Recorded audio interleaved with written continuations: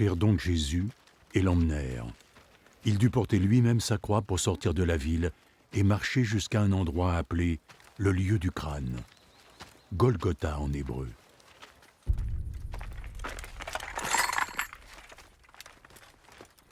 C'est là qu'il fut crucifié. Et ils crucifièrent aussi 2 autres hommes, un de chaque côté, Jésus au milieu.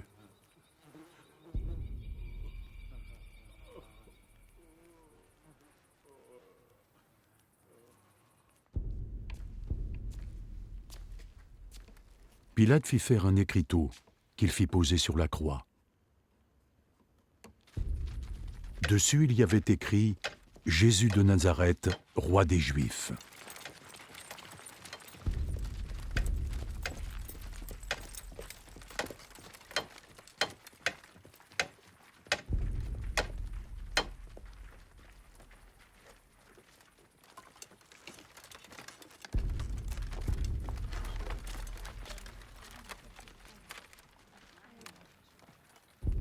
Beaucoup de gens le lirent, parce que l'endroit où Jésus avait été mis en croix se trouvait près de la ville.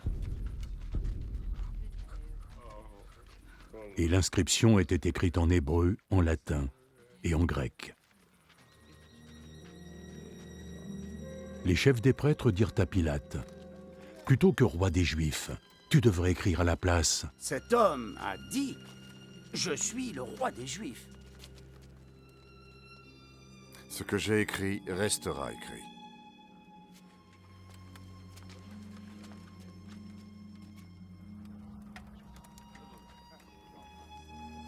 Après que les soldats eurent crucifié Jésus, ils prirent ses vêtements et ils en firent 4 parts, une pour chaque soldat. Ils prirent aussi sa tunique, tissée d'une seule pièce et sans couture. Entre eux, les soldats se dirent « Ne la déchirons pas, mais jouons-la au dé pour savoir qui la gardera. » Voici donc qu'allait se réaliser cette parole de l'Écriture. Ils se sont partagés mes vêtements, et ils ont tiré au sort ma tunique. Et c'est ce que firent les soldats. Près de la croix de Jésus se tenait sa mère, et la sœur de sa mère, Marie, la femme de Clopas, ainsi que Marie de Magdala. Jésus vit sa mère, et auprès d'elle, le disciple qu'il aimait. « Voici ton fils. » Puis il dit aux disciples, « Voilà ta mère. » Et dès cet instant, le disciple la prit et l'emmena vivre chez lui. Ainsi, à présent, Jésus savait que tout avait été accompli.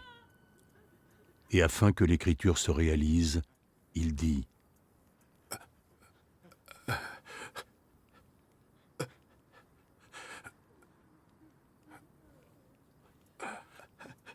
J'ai soif. » Il y avait là un vase, plein de vinaigre. Alors une éponge fut trempée dans ce vinaigre, fixée à une branche d'hysope, et portée jusqu'à ses lèvres.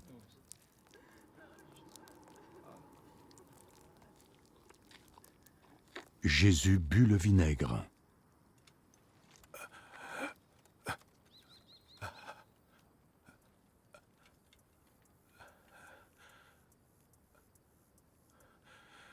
Tout est accompli. Puis il baissa la tête et rendit l'âme.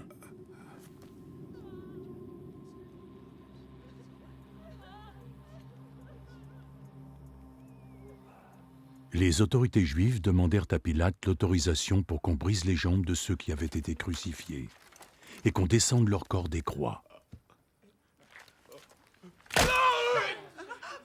Ils firent cette requête car c'était un vendredi et ils ne voulaient pas que les corps restent sur la croix pendant le sabbat, d'autant que ce sabbat-là était particulièrement important. Alors les soldats vinrent et brisèrent les jambes du premier supplicié, puis celles du second des 2 hommes qui avaient été crucifiés avec Jésus. Puis vint le tour de Jésus. Ils virent qu'il était déjà mort et ne lui brisèrent pas les jambes. Cependant, un des soldats lui perça le flanc avec une lance.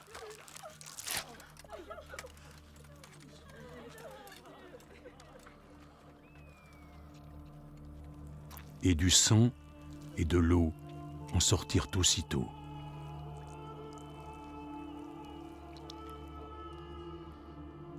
L'homme qui a été témoin de ces faits les a racontés, afin que vous puissiez croire aussi. Son témoignage est vrai, et il sait, lui, qu'il dit la vérité. Cela s'est passé de sorte que soit réalisé ce passage de l'Écriture, aucun os ne lui sera brisé. Il y en a d'ailleurs un autre qui dit « Ils le regarderont, lui, qu'ils ont transpercé ».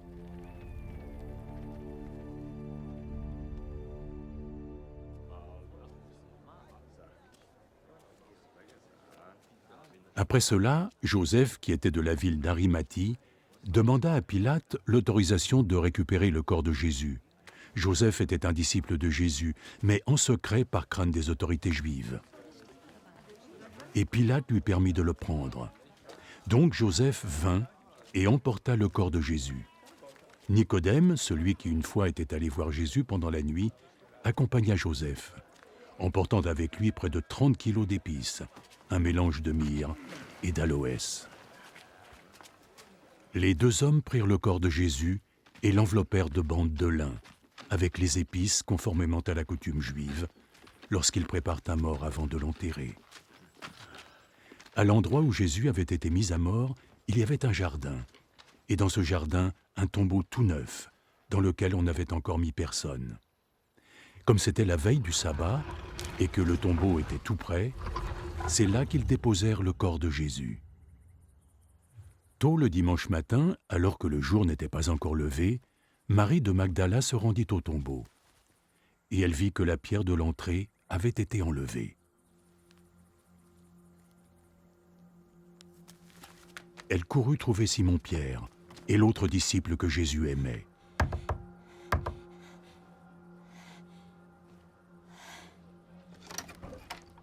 Ils ont sorti le Seigneur de son tombeau et on ne sait pas où il a été emmené. Alors Pierre et l'autre disciple sortirent et allèrent au tombeau. Tous les deux couraient vite, mais l'autre disciple courut encore plus vite que Pierre et arriva le premier au tombeau. Il se pencha et aperçut les bandes de lin par terre, mais il n'entra pas. Simon-Pierre, qui le suivait, arriva et pénétra directement dans le tombeau.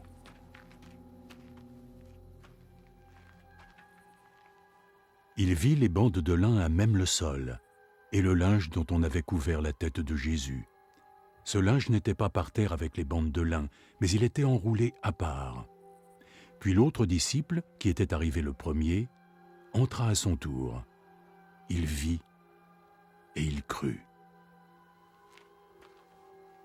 Il ne comprenait pas encore que, selon l'Écriture, Jésus devait se relever d'entre les morts. Puis les disciples s'en retournèrent chez eux.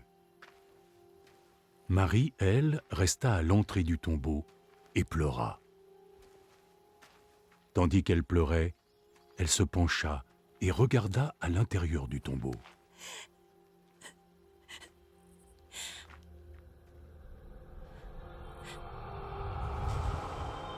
Elle vit deux anges, vêtus de blanc, assis à la place où avait reposé le corps de Jésus, l'un à la tête et l'autre aux pieds. « Femme, pourquoi pleures-tu » lui dirent-ils. « On a enlevé mon Seigneur et je ne sais pas où ils ont emmené son corps. » Puis elle se retourna et elle vit Jésus qui se tenait là. Mais elle ne se rendit pas compte que c'était lui. « Femme, pourquoi pleures-tu? Qui est celui que tu cherches? » Elle pensa que c'était le jardinier. Alors elle lui dit « Si c'est toi qui l'as emporté, dis-moi où tu l'as emmené et j'irai le reprendre. »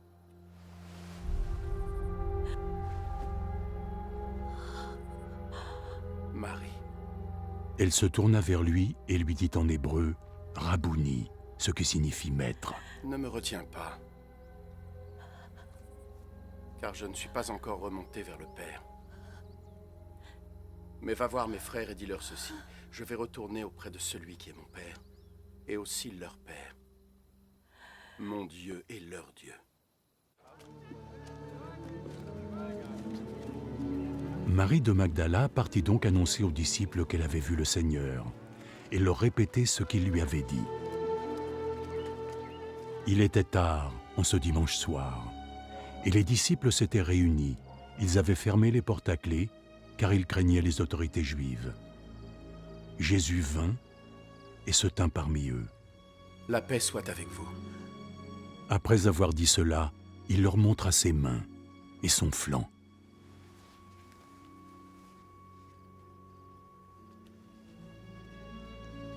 Les disciples furent remplis de joie en voyant le Seigneur.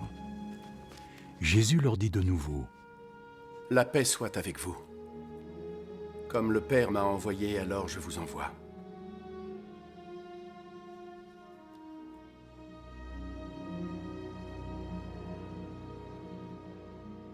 Ensuite, il souffla sur eux.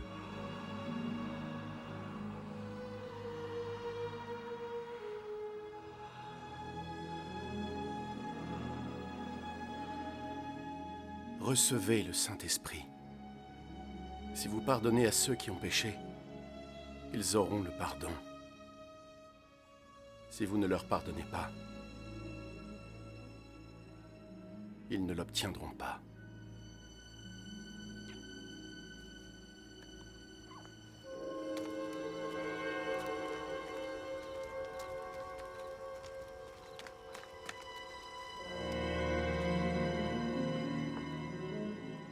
L'un des 12 disciples, Thomas, surnommé le jumeau, n'était pas avec eux lorsque Jésus vint. Les autres disciples lui dirent donc, « Nous avons vu le Seigneur. » Moi, si je ne vois pas la trace des clous dans ses mains, et pouvoir poser le doigt sur sa blessure, poser ma main sur son flanc, jamais je ne croirais ça, non.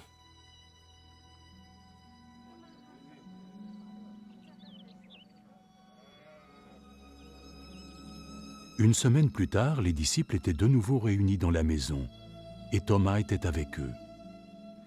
Les portes étant fermées à clé, mais Jésus vint et se tint parmi eux. La paix soit avec vous. Pose ton doigt ici et regarde mes mains. Ensuite, avance ta main et place-la sur mon flanc. Cesse de douter pour croire. Mon Seigneur et mon Dieu.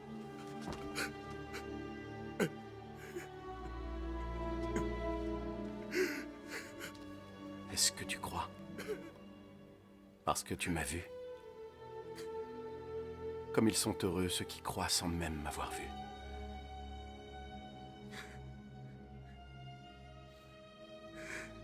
En présence de ses disciples, Jésus a accompli beaucoup d'autres miracles qui ne sont pas racontés dans ce livre. Mais ceux qui y ont été retranscrits l'ont été afin que vous croyiez que Jésus est le Messie, le Fils de Dieu, et qu'à travers votre foi en lui, vous trouviez la vie.